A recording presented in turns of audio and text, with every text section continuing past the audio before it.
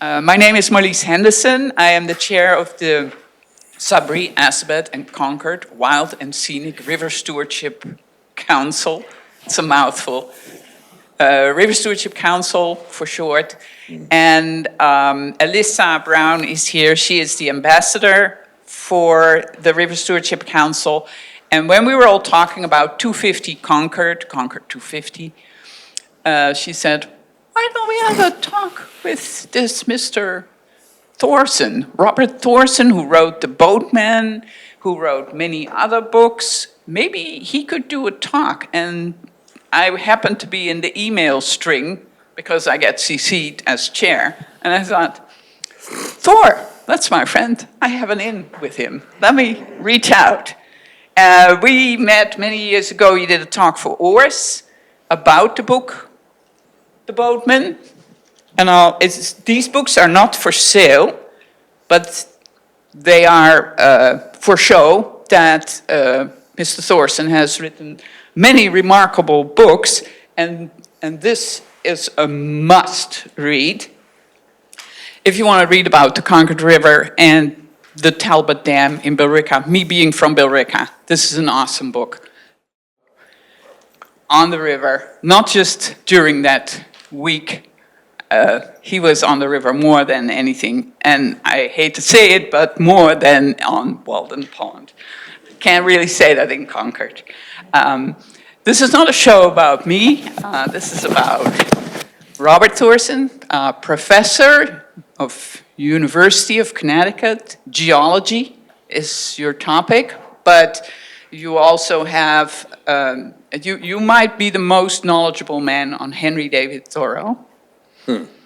Well, you definitely... you didn't hear me say that. Close. I said it. I mean, I just have to say, where did he talk about this mushroom rock? And then bloop, bloop, bloop, bloop, bloop, all the journal entries about the special pedestal rock. Anyway. Would you mind coming forward for? All right. Yeah. And what? And tell I me also want to say thank you to the library who hosts this talk, and I want to say thank you to the Minutemen Television. I want to say thank you to everybody who is here, signed up for the talk, and everybody who's watching from home. And I didn't prepare any introduction. I hope I did everything I'm supposed to do as the chair of the UNESCO River Stewardship Council. All set? I hope so. I got my mic in my pocket. Can you hear me? Yeah. Yeah, so you can put that thing down. Mushroom rock, she mentioned. What's a mushroom rock? Imagine a round glacial erratic, all right, sitting there on a gravelly floodplain, right? Gravelly floodplain. And then have the stream clunking gravel by it for 1,000 years or so. And what you gradually do is you clunk away and chip away at the underside of the rock that's stationary. And then you replace that gravel bed stream with a drowned river valley, which is basically the lower Concord. And so we paddled over there by Mushroom Rock and looked at it. It's a fascinating story. They're all fascinating story. I became obsessed with the Connecticut River. Now, there's a backstory here. Why does a guy from Connecticut come up here to talk about this? And it goes back to 1968. I was a rebellious young teen, if you might know what that feels like. And I was put into Jackass Row for misbehaving. And I had to sit there all year in my English class in my junior year in high school. And you can't talk to anybody, but I had the textbook to read. And there were large segments of Thoreau. This is in northern Minnesota, you know, but there were large segments, and that's where I first read Walden. And so it's been captivating me, and there are times when I think he saved me from self-annihilation, because he was the only one that made sense to me between 1968 and 1972. Certainly not my parents or anybody in my town. So that's how I got invested in the business. And then how I got into Concord, I just figured that New England is one state. All of it is 72,000 square miles. I grew up in Minnesota. That's 84,000 square miles, okay? So most of the New England you've never seen, right, up there, up north, you know, all of it is smaller than the place that I grew up in. So this feels like one state.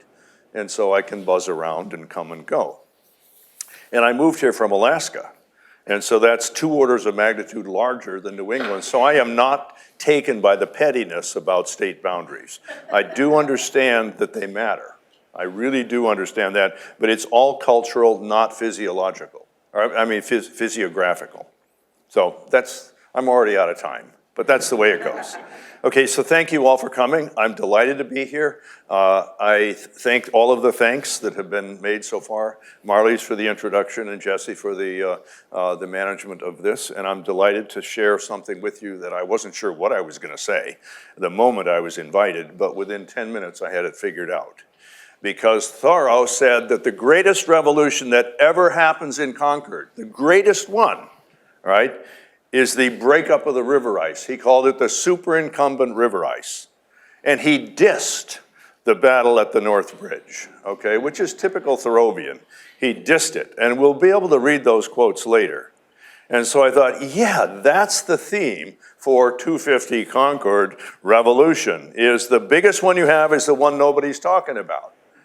So I thought, well, I'll talk about it. You know where we're coming from? Okay, so that's where I'm coming from. Let's move on. I don't know that very many of the pictures are mine, but we'll just click through the talk. Oh, yeah, the clicker doesn't work? I can record it if you want, but. Yeah, that would help. That way it allows me to, okay, so that's my opening slide. Then and now. Phenology, research, climate change is about then and now. What were things like then? Thoreau describes 2 feet thick of ice, tearing up the bridges, gouging out the sides, taking out docks, wrecking things. And thanks to Alyssa, I said, hey, can you find local people around the watershed to tell me what river ice is now? Does anybody have a record of it? The answer is basically no, because it's not worth worrying about. All right? Well, 170 years ago, Thoreau took rigid records of it. All right, and has the date of March 5th as the average of 8 years when the river ice went out, and he characterized it within 9 vertical feet of stage or river change. There's a real big deal 170 years ago and a big nothing right now. And that's really important, because river ice may be the most dramatic phenological change we've had in the last 170 years, but it's not the only one. Every damn thing has been changed, okay? It's that some of the changes are more subtle, like how significant is the drought at the end of the summer. He describes it very clearly. I suspect ours are worse, okay? So this is kind of how I got into it. Now, truth in advertising. I made the mistake once of showing up and giving a talk, the wrong talk, okay? Everybody was super polite, and they didn't tell me until afterwards with the Q&A. Said, I have a question about the thing you were gonna talk about. Huge embarrassment for someone that does this off and on. So since then, I've always done truth in advertising. This is what was advertised, okay? And then long text, but this is the summary text. And you'll notice the red checks in the boxes. What that means is that the slides in my talk check the boxes that I said I would do. So nobody should be unaware. Now, whoops, I forgot to check this one. Oh, there it is. It just got moved up in the formatting when we went from a Mac to a DOS, or this system here. But I did check them all. So this is what we're gonna talk about. We're gonna talk about how climate change is transforming the river. Now, we're gonna talk about the weirdness of the Concord River. It's like a river ran through it backwards. Okay, against the regional topographic gradient, which is basically northwest to southeast. It flows north. Most rivers flow towards the continental shelf. The ice jam flooding, I had no idea that that was such a trivial mention. I can't find any record of it in the colonial era. I'm sure it's there, but I haven't dug through the archive yet. All right, but there's a wonderful report, 2004 by Sullivan, in preparation for redoing that bridge, that did all of the backstory on the Concord Bridge. That's my only source on the history. I have not done that. Let's move on.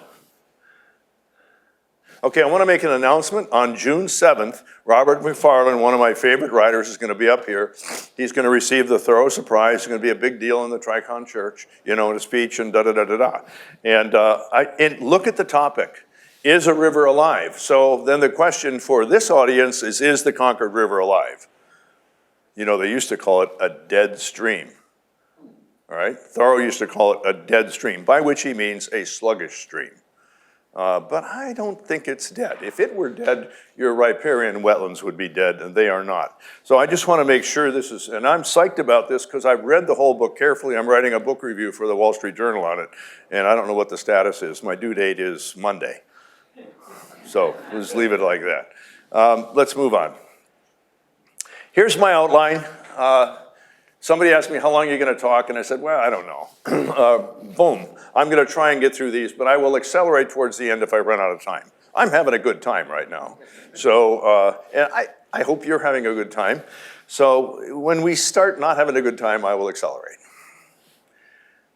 I got a reading I want to open it with. Oh, and I put it in my pants so I'd make sure not to forget. This is the latest issue of the Concord Saunter. Page 1 through 35 is an article that I wrote. The first few pages I think are quite interesting, and then it gets detailed. These are Thoreau's quoted observation of what the river is like for 10 different seasons. All right? So this is the reading. This is the opening.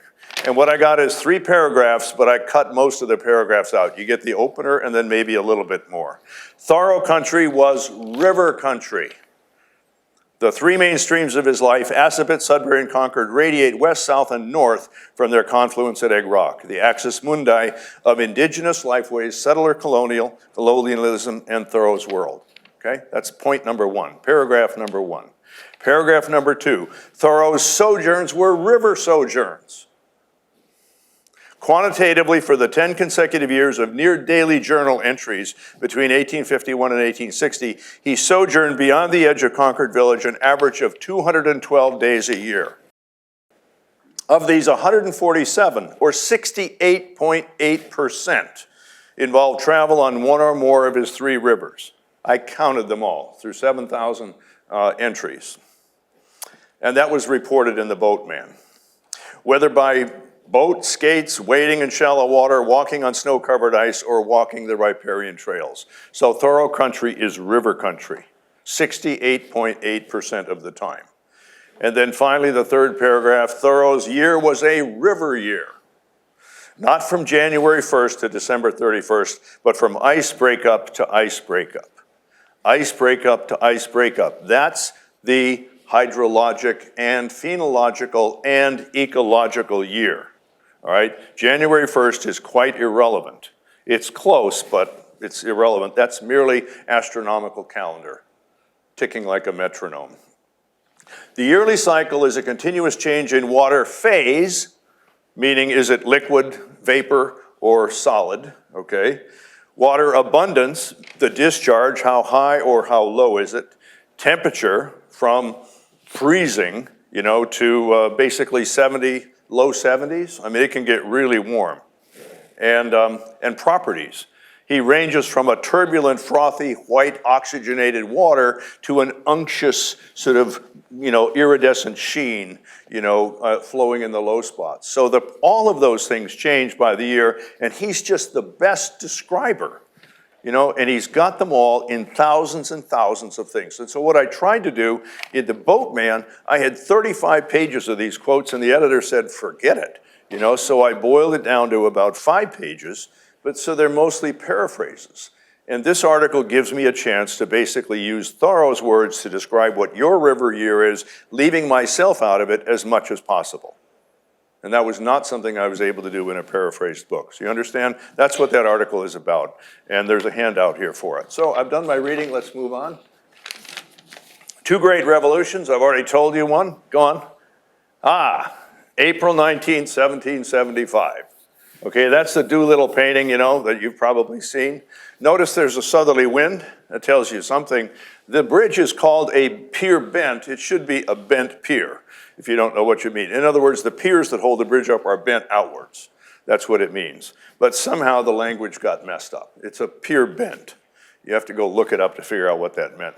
And the water stage is fairly low at this point, or not low, but fairly high, which is consistent with the monthly discharges. Let's move on. But Thoreau's greatest revolution, here's the quote I promised you. And I did do some editing on it, but it's really glorious. The most sudden and greatest revolution in the condition of the Earth's surface, perhaps that ever takes place in this town, was the violent spring breakup of the superincumbent ice, signaling the start of a new phenological year. I've already made that point. That's what he thought. And here's how he disses the Concord fight, okay? It's in the Ant-War section of Walden, his most famous book, so lots of people have read his jab at this. Concord fight, 2 killed on the Patriot side, and Luther Blanchard wounded. Why, here, every ant, he's describing the ant war, thousands of ants killing each other, right? Why, here, every ant was a Buttrick, you know, the leader, right? Fire, for God's sakes, fire! And thousands shared the fate of Davis and Hosmer. So in terms of consequential events in history, he's saying that ant war was a bigger deal. Not, is anybody listening in here? For 250 Concord. Let's move on. Next slide, please. I know, it don't go. Jeez, okay. Oofta, oofta, oofta, oofta. I'll take another step back. Okay, and this is another Thoreau quote. And he's got about 20 of them. And I did have about 20 of them when I got this talk going the first time, and I took them all out except this one. So if you want to know, there's a bunch of them. Great cakes of ice lodged and sometimes tilted up against the causeway bridges. That's nasty. Over which the water pours as a dam. What a tumult. Cakes of ice a rod in diameter. That's like between me and Jesse, okay? You know, cakes of ice like that, a foot thick, are carried round and around by eddies and circles, 10 rods in diameter, while others are seen coming up edgewise from below in the midst of the torrent at those causes. That's nasty. Those take out bridges. That's his description in 1854. Next slide. And that was a photograph of the Connecticut River in an unusually cold year. And that's more southerly than you are. That's why I picked that up. So Thoreau's river seasons. Now this is this I haven't talked about before, but that's the essence of it. I'm just going to show you some pretty pictures, all right, and then I'll basically name them, and I put the names on the handout. So let's move on. Thoreau's river seasons.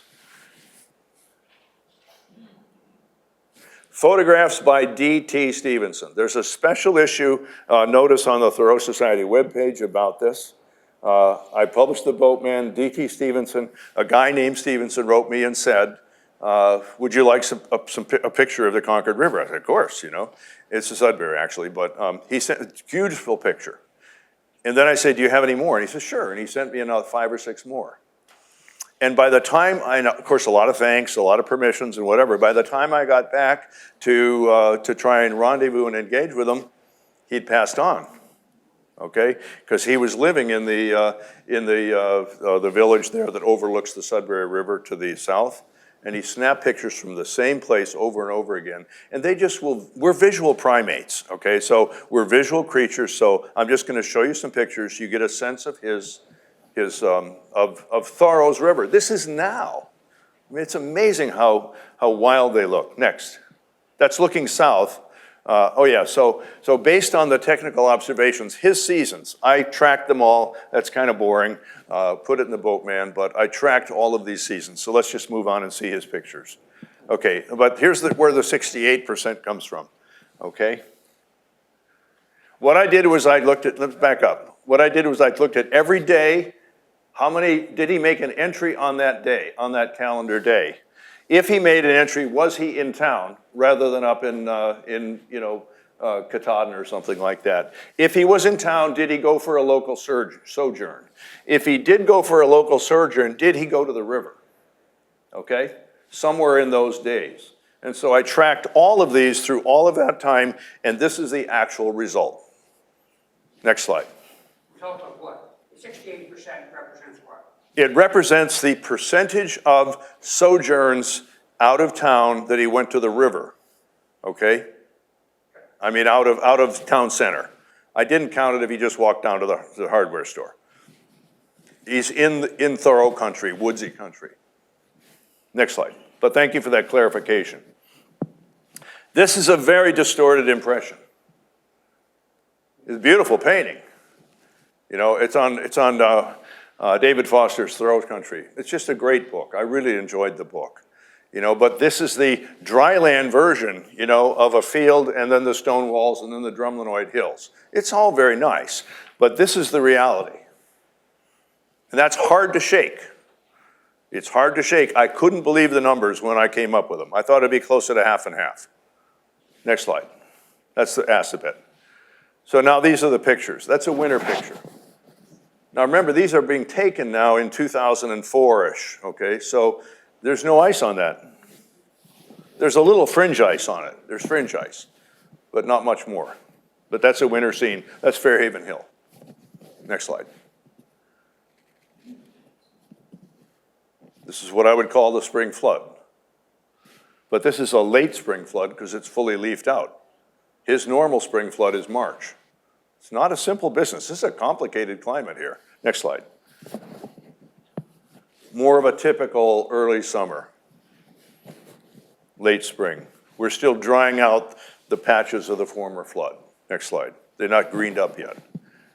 Then we get into this one. This is typical of this time of year. I had fog when I left northeastern Connecticut this morning in the lowland spots. And you also get it seriously in the fall, early fall. You know, when you still got that summer humidity, but the nighttime temperatures go way down, you get a look like this. Next slide. Early turning of the foliage. These are all from the same place, the same window, the same camera, I think. Next slide. And then a little further along in the fall. Next slide. And that's it. Okay, so this is just a segment of the talk. I gave them names. What Thoreau said was, I don't know that I read this. I didn't read this. Within the spectrum of continuous change, he distinguished a series of phenological river seasons distinct from those of the land by writing sentences like, quote, "A new season has come," okay? And he explicitly named the thresholds. You know, like, what is it about that divides these two seasons? So it would lend itself to a statistical analysis. Okay, so basically there are seasonal pairs. Breakup and inland sea. That's like the ice goes out and we hit the nival flood, the spring flood, okay? Usually. Sometimes that comes back again in the fall, so it's a hard thing to describe, all right? But the breakup is clear. Then we have two springs. The aquatic spring is when the water starts to warm up and you start to see all the fish in it, and but you don't have any of the emergent and aquatic plants growing yet. But you can feel that things are really changing and it's warming, you know. But that's different from the full-on spring, which is mostly biological. His journal is mostly biological for what I call the riparian spring, as opposed to the mostly physical changes that people pay less attention to, but I don't. I pay more attention to them. Okay, then the summer is normal summer, that's the longest season, and then drought. Drought isn't every year, but it's most years. And he really does a nice job describing it. Then aquatic autumn, you know what that's like. You can feel the water freshening up and flowing more vigorously, and things are cooler, and you can go sailing again, and da-da-da-da. You know, but you still haven't got any leaf drop. There's a whole new season with riparian autumn when the leaves are basically dominating the whole scene. And then freeze up is an oscillating back and forth sort of a season. And then once you cover Walden Pond or the river or any place with ice, then the snow can fall on it. And then that gives you a new mechanism for creating ice. Because if you have a heavy snowfall on a thin sheet of ice, it sinks the sheet of ice, it saturates and then freezes and becomes ice. So there's several mechanisms there. Okay, so these are objective seasonal thresholds. Let's move on. Don't want to get too far. So what are these seasons like now? You live closer to this than I do. When was the last time you had river ice take out a bridge? Okay, yes. I was living in Concord for 28 years, and the only year that I can recall the Assabet near which I live being frozen enough to drag my then 2-year-old son on a sled behind me was 2002. There you go. I have never seen the rivers freeze, and I read Tourist Journal all the time. It blows my mind Right. that there was so much ice. And that is my point. We have got a very changed climate. So you take the most dramatic signal event of the year and compare it to our most signal dramatic event, we don't even have it. We don't even have it. Yeah, we got drought, yeah, we got spring, yeah, we got fall. We talk about the seasons. But what about specifically, physically defined threshold seasons that you can do a statistical analysis of? We know a lot about the Premack's wonderful book, Walden Warming, you know? You can go, when do flowers bloom, when do trees leaf out, it's a couple weeks. But you know what? That's not, I mean, it's a good book. That's not as good of the data as Thoreau has in his journal. It may be more publishable, but the reason is that all that biological, ecological change is a consequence of the physical change. And the physical change is more discretely defined. Yes, when a plant flowers, that's discrete, okay? But what I'm talking about is that there are other factors that cause plant blooming. It's not just the time of year, it's not just the temperature, it's all kinds of things, including the deer that are grazing on your flowers. So this is an opportunity to go back and see, have we completely killed Thoreau's seasons? Are the ones that are here, are they earlier or later? This can be done. Next slide. I gave this part of the talk when I presented it for the when the boatman came out. So I'm just going to briefly go through it because I did promise it. So living up to advertising, I better do it. But I'm going to make it as quick as I can. Next slide. The Concord River is a lot like this, the modern Concord River. Lots chains and cascades of consequences have given us the present situation. Next slide. Okay, here's the familiar watershed that you're familiar with. I don't like the word watershed, but I'm living with it. Catchment is much better because a lot more is shed than water, okay? And you have to shed the rocks to make the watershed. Otherwise, you don't have any relief. You see what I'm getting at? Yeah, okay, so, but there's a triple point here where the three rivers meet. And this is a 1899 Gleason photograph of that. I think we're familiar with what that looks like. But the key idea is that this is a powerful stream. The Assabet, think of all the mills that are up there. It has what we call stream power, which is the product of discharge and velocity and slope. It has power. All right, but this one doesn't. This is Musketaquid, in the gray box. It's the lowland river. You understand? So basically what you have is a powerful river coming into a sluggish one. Think of them as being really two very different systems. Next slide. Okay, and this is on bedrock strike, okay? That lay of the river, and here is the yellow, that's the post-glacial fan. That's all the sediment. If you got an ice sheet here, and then before the plants come, you have all that erosion, a new freshly exposed surface. All the streams are pouring sediment down into the bottom land. And so what you basically did was built a delta at the mouth of the Assabet in this meadow stretch, all right? You built a delta, and that delta pushes Millbrick over, okay? And that sites Concord.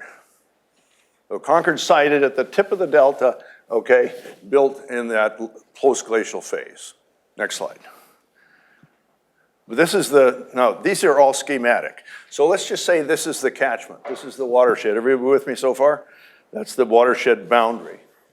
Okay, and so this is the Sudbury River, this is the Assabet River, and this is the Concord River.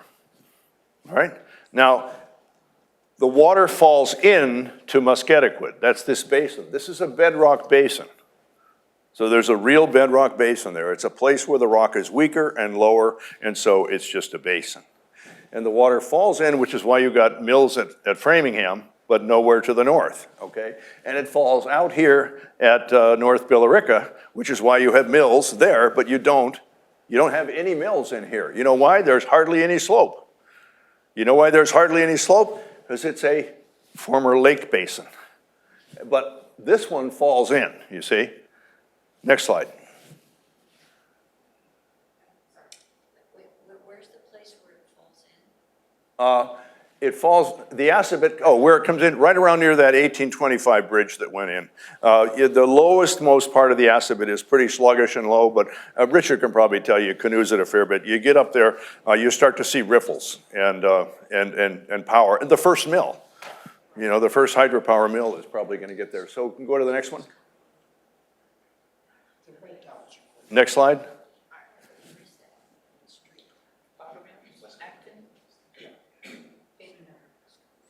You got the lights instead. Oh, this is the next slide. Okay? So that's the bedrock basin that we saw before, right? You cover the whole thing up with glacial ice. That make sense? Sure. We cover the whole thing with the Merrimack River isn't flowing, it's flowing south over Concord. The subglacial Merrimack River is flowing south over Concord because there's an ice sheet here. What is Ka, a time period? That's 1,000 years anno. Thank you. Kilo anno. Thousands of years ago. It's shorthand, sorry. Thank you for that. That was the end of the last ice age. That's when Concord is covered, roughly 35,000 to 16,000 years ago. Concord's just under ice. What we done with that? This is the simplest picture. Next slide. Next slide. Okay, so here's what's happening. When that ice sheet is backing out, right? It's backing out. The river's flowing north. It wants to go north, right?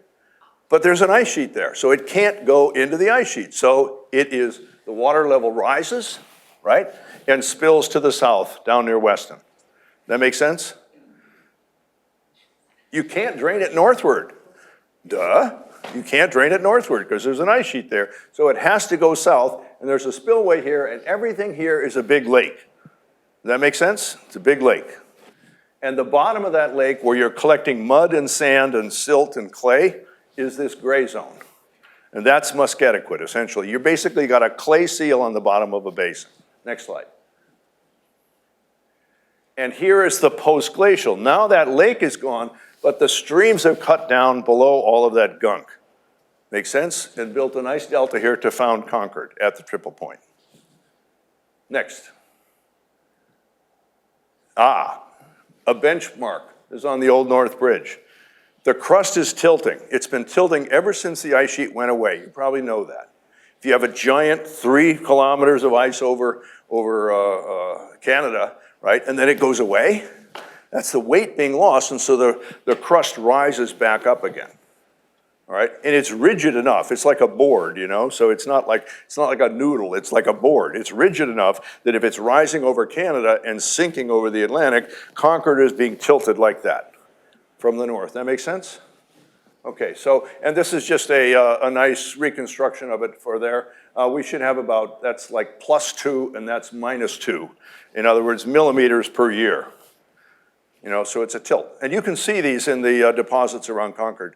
The lake beds are tilted up because they're 16,000 years old, so they now are tilted about 2 meters per kilometer to the north. Tilted up. Next slide. What's the marker indicate?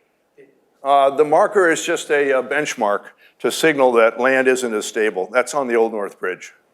It's just a standard USGS benchmark. I got to move on. Next. Okay, so this is the key to Musketaquid. Okay? If you have a bathtub, let's just say this table's a bathtub. Okay? This table's a bathtub. Can you see it? And the drain is here.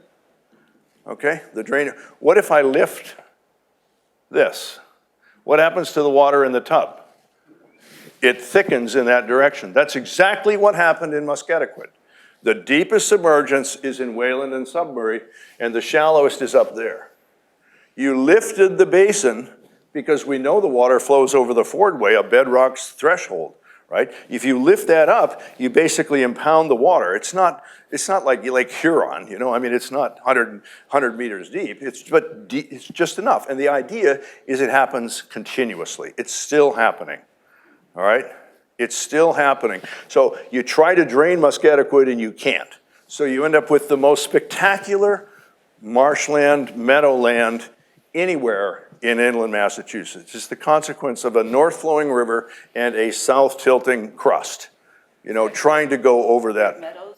That's all the Great Meadows, yeah, all of them, all the way to Wayland and Sudbury, all the way to Framingham.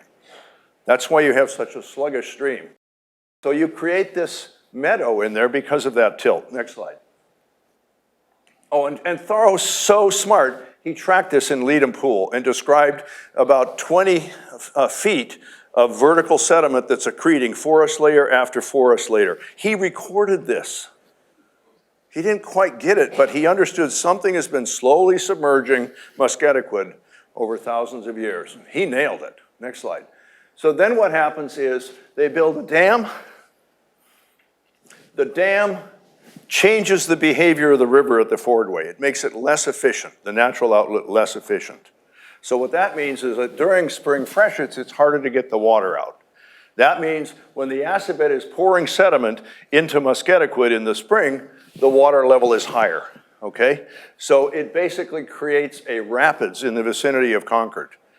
But at the mouth of the acid bed, the gravel bed of the surface slopes off south towards Fairhaven Bay and north towards Great Meadows. Okay, there's a mound of gravel in that channel that controls the way the river looks. And it's a consequence of this kind of behavior. And then what happens is that this bar that's created by that mound of gravel creates a dam that raises the water level to the south. And then Pantry Brook comes in and it builds a dam or a delta into that higher water level, which creates even higher water to the south. All of this has been worked out, and nobody's dissed it yet, so I think it's going to be, it's okay. But that's basically why we have such a strange behavior. Now I got to move on because I'm not even at the flood part yet. Let's move on. Discord on the Concord. Now I'm getting somewhere. Next one. Famous quote opens, a week on the Concord of Merrimack. Concord River, only well men lead peaceful lives. He was not talking about the spring freshet at that point. It's too early in his career, all right? He's just being literary. But this is a good setup for the next slide. Emerson's Concord. He writes the Concord hymn. What does Emerson write about in the Concord hymn? This is his quote. On this green bank, that's Musketaquid, by this soft stream, he means the meadowland, okay?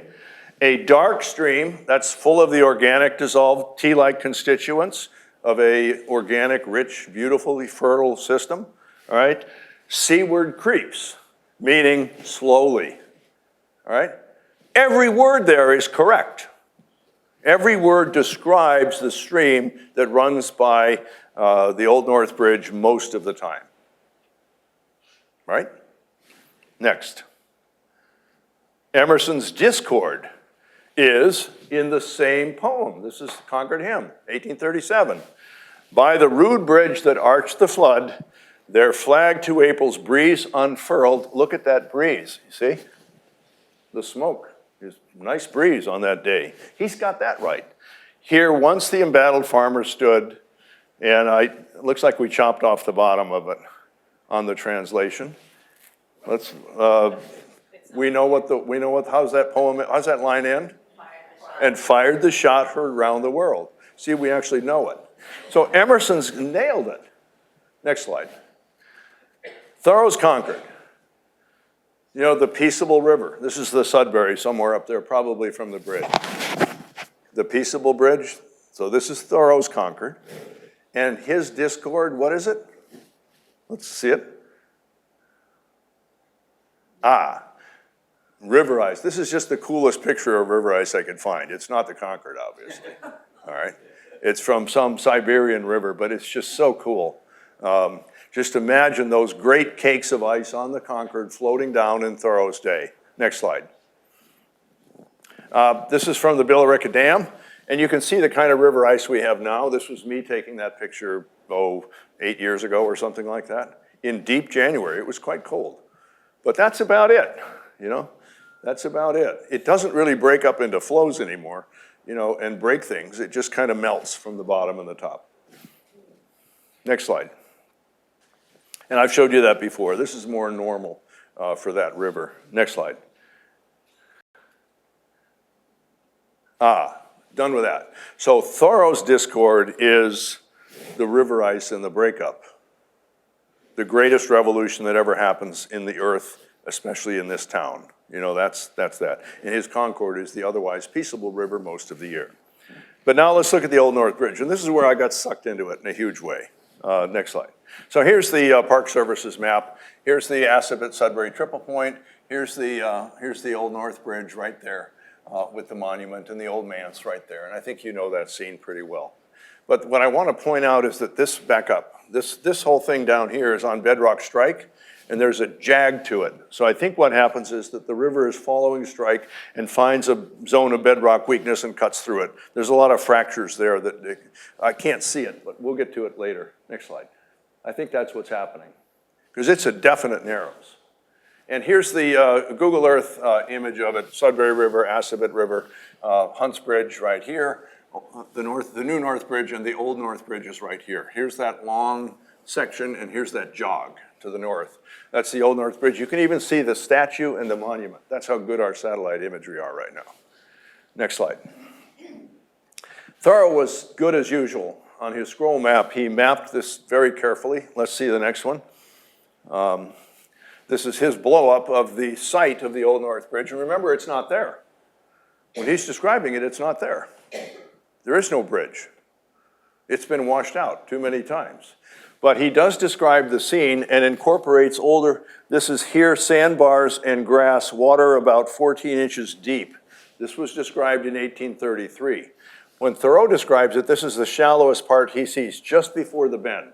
It's 3.5 feet deep, and it's already 10 feet deep by the time you get down there, okay? And it's like 6 feet and 12 feet, you know, so it varies in its depth. But this is the shallowest, and that's right where the old manse enters the boathouse. You know, that's the shallow, and there was an old indigenous sites there as well. So that was a natural ford, but it was kind of mushy on both sides. So when the colonials built a bridge, they went to this bedrock notch, you know, just to the north of it. And they sited the bridge there. And he's described it really nicely. Next slide. Oh, yeah, I got it. He called rocks and quick. You know, he's describing the flow behavior. And this is his statistics of bridges. The guy is amazing. You know, he lists the Old North Bridge because his command is to get all of the historic bridges. It's not there anymore, so he says it's defunct and it's gone. But he's got the other two bridges nicely described, and during the mapping of the freshet, he gets like 9.5 feet of vertical range for the water. Next slide. The bedrock map is pretty simple. This is just the old metamorphic rock, but the important thing is not what kind of rock it is, it's the grain. The river is following the grain. Next slide. And here's the superficial geology map. I think you can see it's mostly yellow. This is the yellow stuff I was talking about, the giant delta at the mouth of the and it carries on to the north and to the south before it dies out into the purple, which is the marshland and the meadowland. Let's just move on. That's not worth spending time on. This is an archaeological map out of Sullivan's report in 2004, Meadow. This is a causeway that made the ice jam flooding worse. Here's the Old North Bridge. This is the causeway that they built. It's all meadowland in black, okay? But that causeway undoubtedly contributed to the problem of making the ice jam flood worse. Next slide. I'm accelerating now, can you tell? Here's the LIDAR. LIDAR is this laser topographic imagery. You now have coverage for the whole state. And then it's shadowed to the northwest to give you that visual sense. And I think that's pretty cool. So here's the Old North Bridge. That's the monument. This is the causeway that they built. This is the 1837 monument. That's the statue. And look at how narrow it is right there. This is the absolute worst place for river ice flooding. A sharp bend, a shallows, and a constriction, okay? Those three, constriction, bend, and shallows. Worst scenario. Next slide.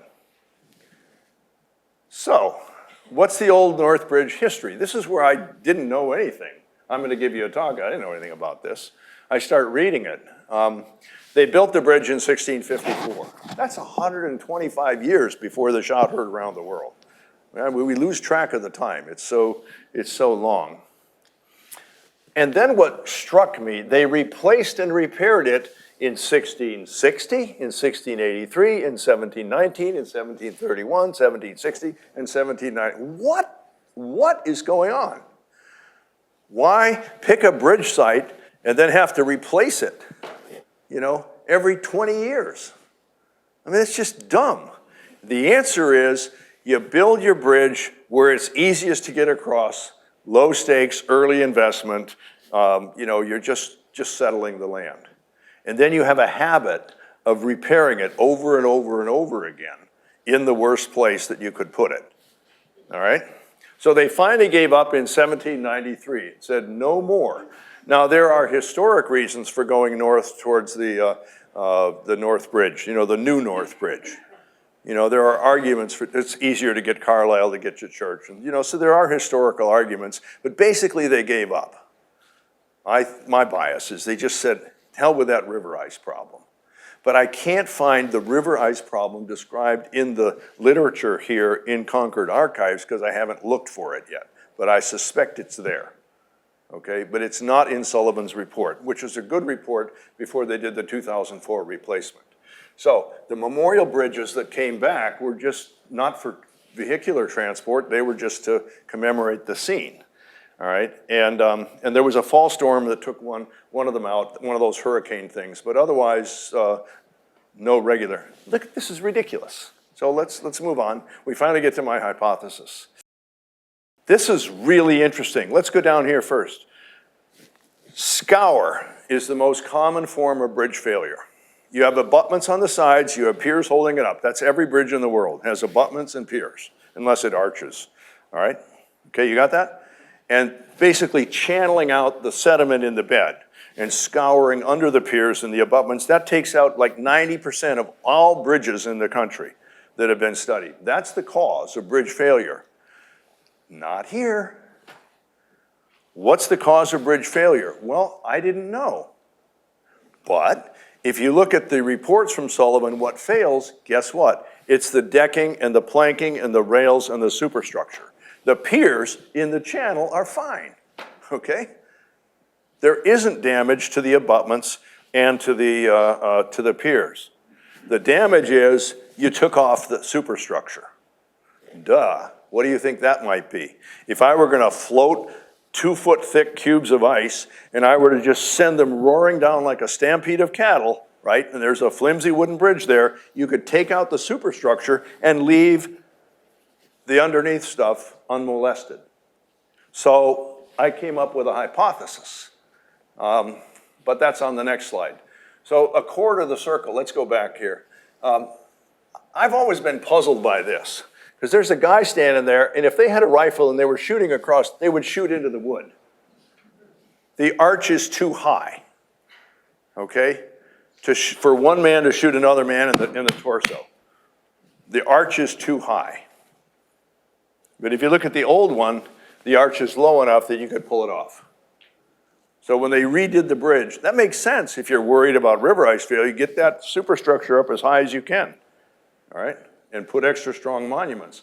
I think that's what they did. I'll bet somebody knew this story when they built that in 2004, because you couldn't shoot across that bridge.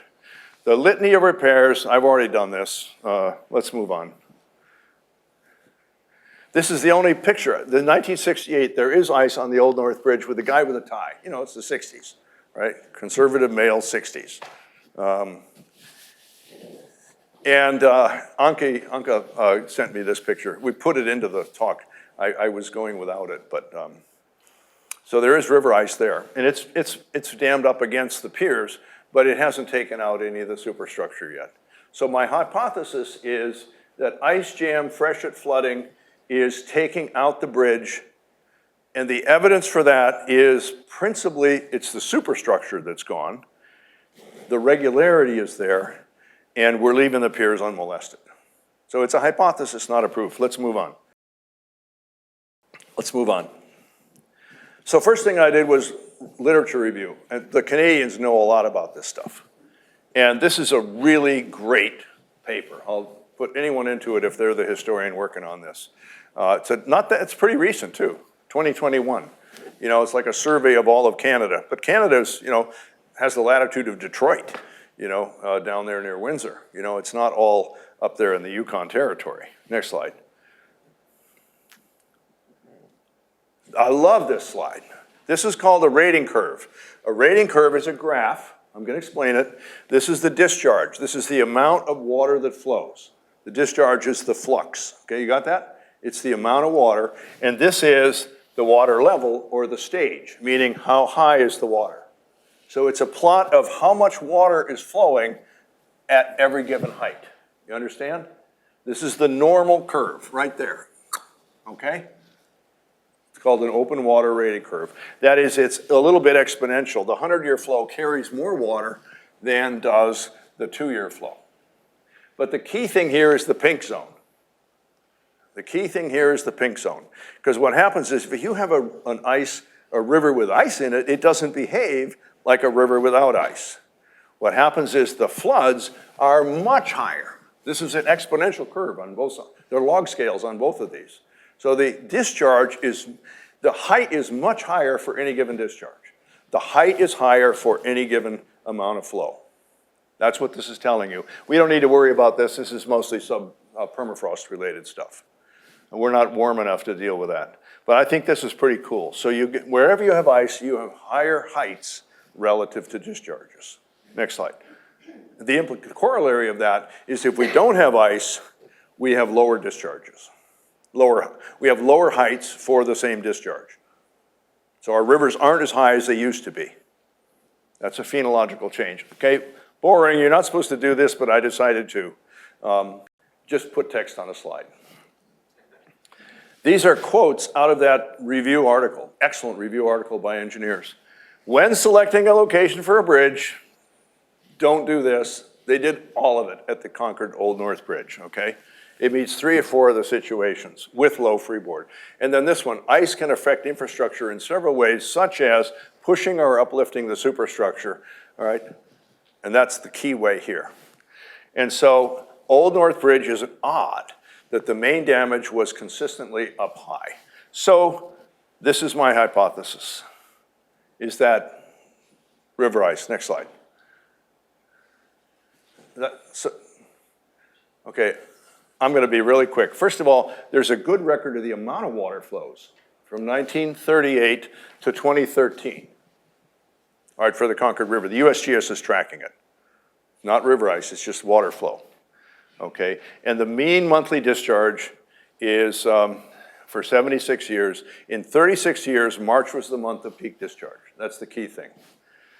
This month also coincides with Thoreau's average of ice out. Next slide. You can't see that, but this you can see. Here's a year, okay? This is January, February, March, April, May, June, July, August, September, October, November, December, okay? So these are histograms of the discharge, average discharge for each month for a 10-year spread. The key idea here is that the peak flood is either in April or in March, and the low time is down here. But the most important thing to see from this slide is just how it's consistent within those statements, but it's highly variable year by year, and I think you know that. And let's move on. I'm out of time, so let's move on. The shot heard around the world was fired at peak discharge. Okay? I think the war would have been different if it happened in August. All right? Because people would have been crossing the river, you know, in their boots to get away from stuff. They'd be behaving differently. If you don't need a bridge, you would be behaving differently. And there's a trickle there. And the trickle that you see today is not what it looked like 170 years ago. What did it look like 170 years ago? I don't know. Next slide. Okay, so now I'm almost done. This is from the Mass Historical Society, just a good general statement. Little Ice Age, greatest intensity, right in there. Okay? Next slide. The instrumental records aren't very helpful. They coincide with a year when the bridge got taken out, cold winter, but next slide. I got 2 more and then I'm done.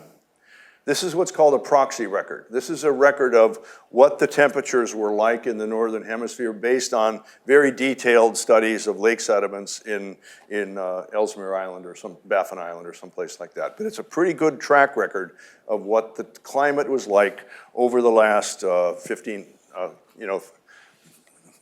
long time, this BCE. So 1,500 years worth of record. Yeah, the climate varies, that's the red line, but this is the cold phase down here, called the Little Ice Age. Next slide.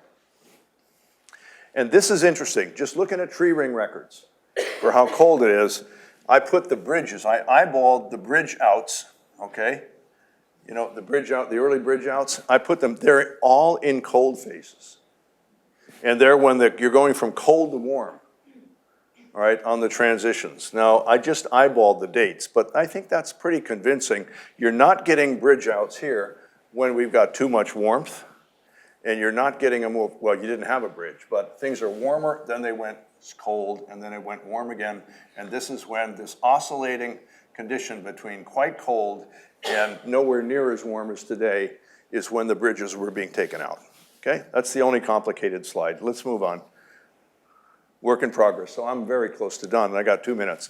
Work in progress. Go ahead. Archive work on river ice. If anybody wants to go down in the archive and spend a month trying to find, you know, what are they saying about river ice in 1636? I'd love to know. But it's going to be a slow slog, okay? Some graduate student, okay? That's work in progress. I got a bunch of anecdotal records through Alyssa. About 6 people told me about what the icing conditions were like now, but not then. I want the archive records during colonial settlements of what the river ice was like. Next slide.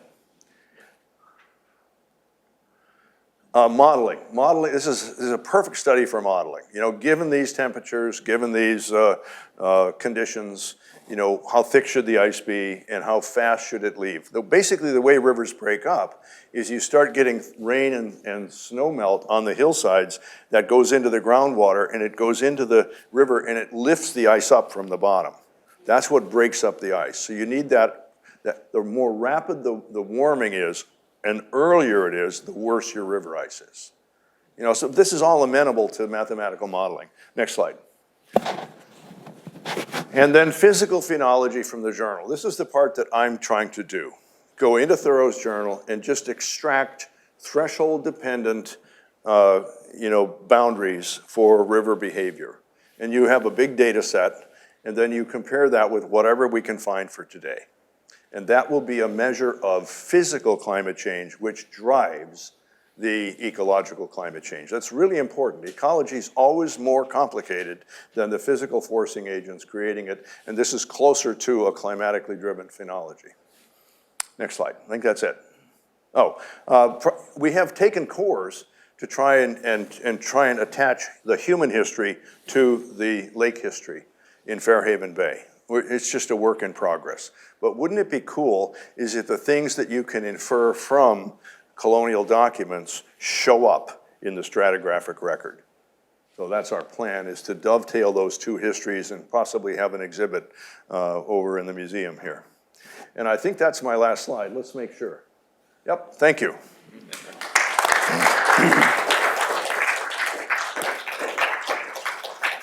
Thank you for coming. I'm a minute early. I will take questions, and there's stuff to mill around and look at if you want.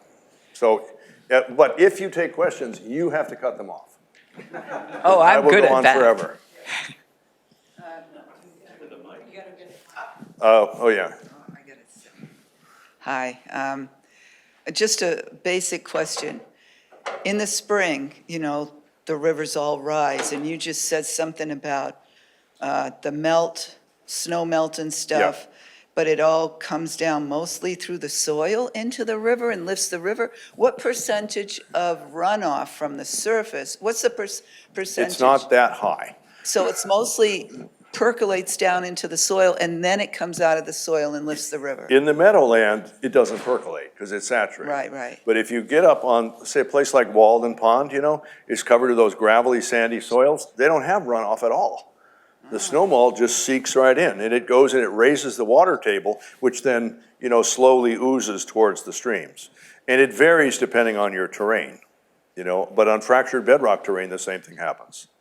Yes, you see surface runoff, especially if it's above frozen ground, okay?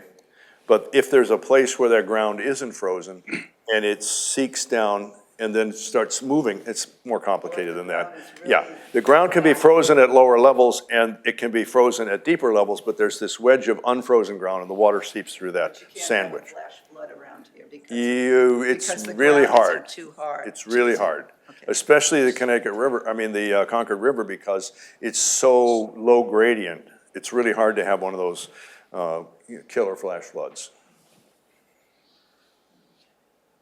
Anyone else?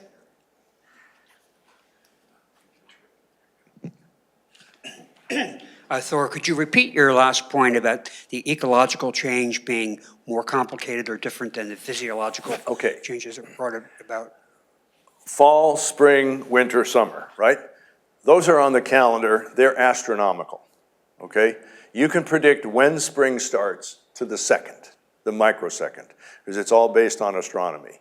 Those orbital things drive the physical Earth system behavior that lags behind the solar forcing. Does that make sense? Okay. Just in the same way that the warmest part of the day is afternoon. The warmest part of the year is after the summer solstice in late June. It's the same basic idea. So there's a lag time, but the river is actually different from the land, because it will receive colder water than the land at times, or it will receive warmer water than the land at times.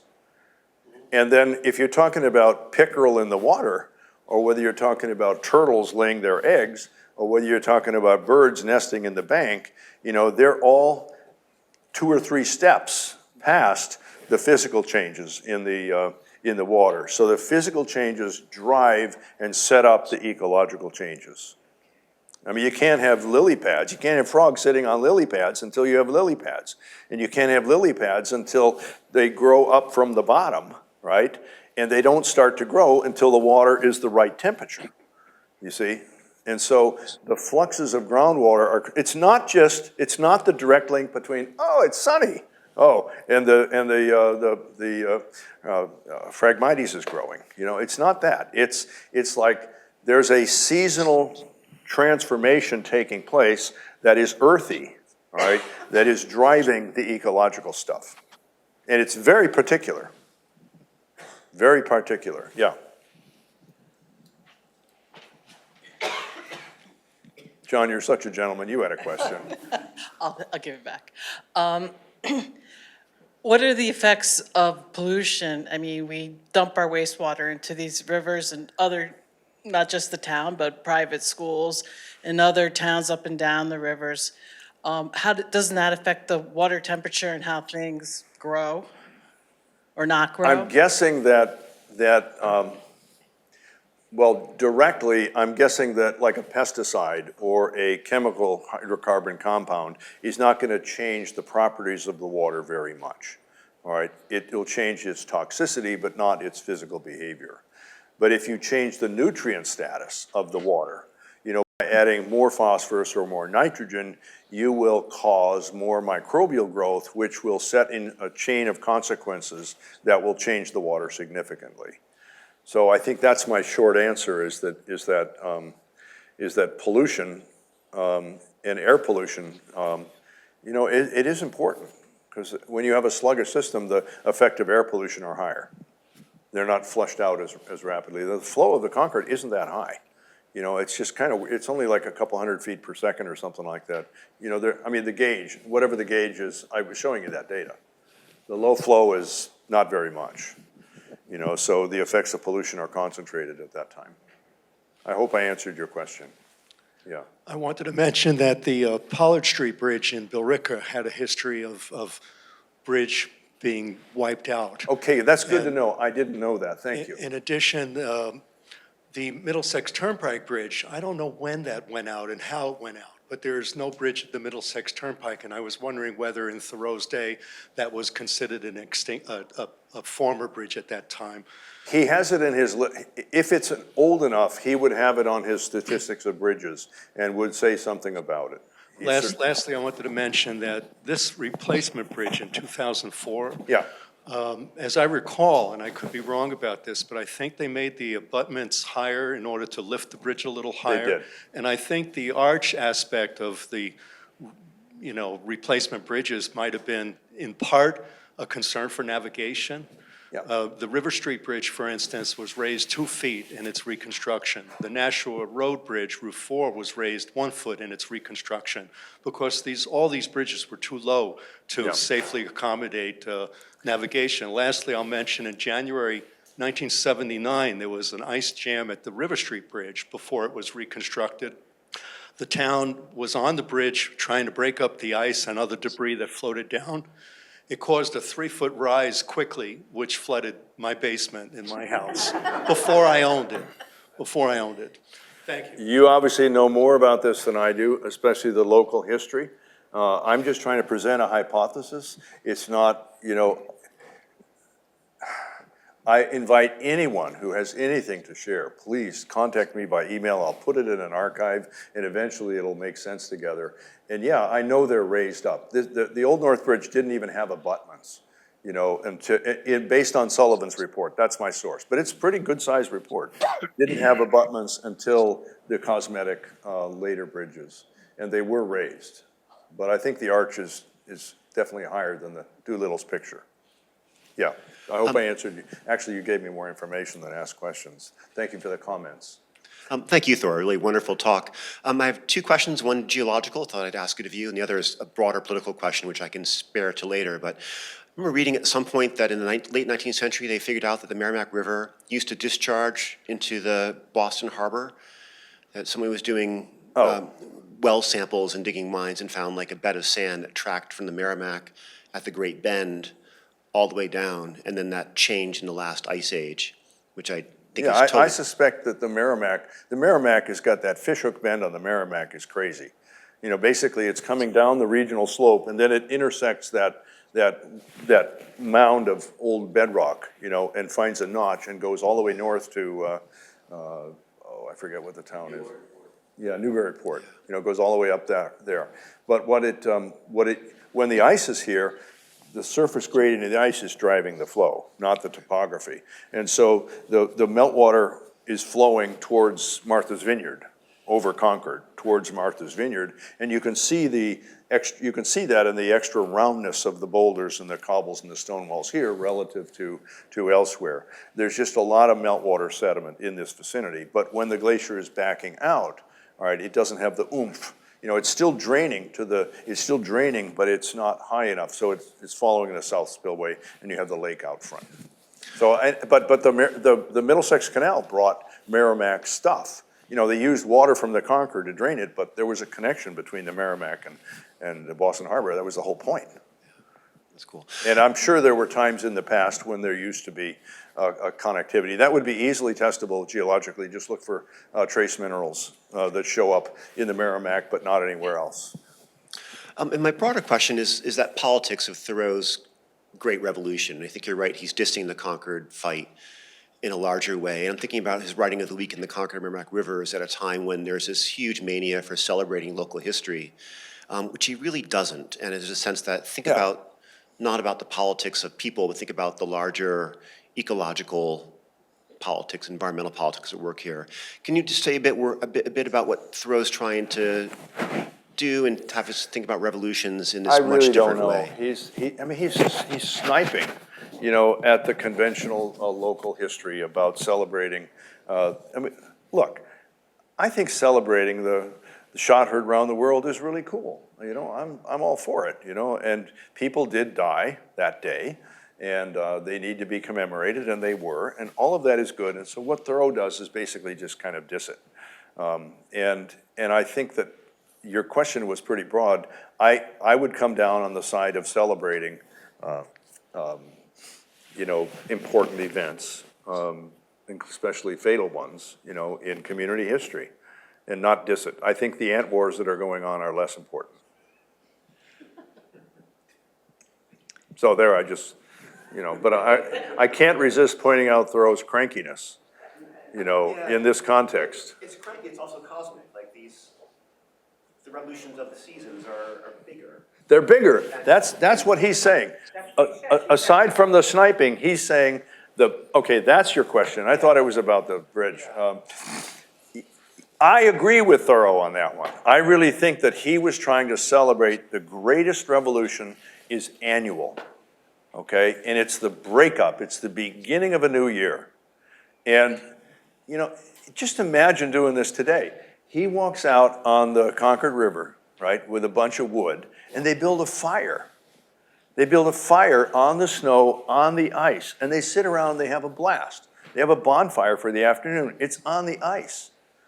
And then they leave, you know? And the fire still hasn't fallen through the river yet. I mean, just imagine doing that today. So I think that he really does and he is referring to more than the superincumbent ice. It's even more ecological than that. He's referring to the debris from the meadow that is attached to the superincumbent ice and floated up, leaving a scar in the meadow where it was floated up and leaving a hummock, you know, where it's dropped down.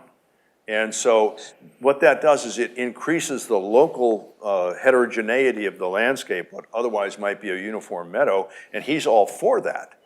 And that happens during that spring freshet, which he averaged to March 5th, based on about 8 years of record. And I think he is celebrating the greatest revolution. It's the annual season of the river. And river seasons are very discreet, very discreet. What? He says that literally. He says it literally. In the journal, he says, I care not for kingdoms. I'm Okay, yes. interested in the revolution of the seasons. Yes. And that's a different quote that I didn't use. Yeah. But, okay, that's a nice quote. Can you say it again? I care not for kingdoms. I am more interested in the revolutions of the seasons. Okay, then that's exactly what I phrased, but I didn't generalize it. Yeah, it's in the journal. Would you mind saying it one more time, because then I it's haven't recorded? memorized his 2 million word journal yet. Thoreau says in his journal, I care not for kingdoms. I am more interested in the revolutions of the seasons. With that, That's a great ending. Yeah, I like that. with that, Okay. thank you so much, Sure, Thor. it's been fun. Right? I like, And thank you for everybody coming out in person and everybody watching it on live, Yeah. possibly, or maybe later. thank you for coming. I hope that's what you had in mind. Truth in Anything else to advertising? contribute, Elisa?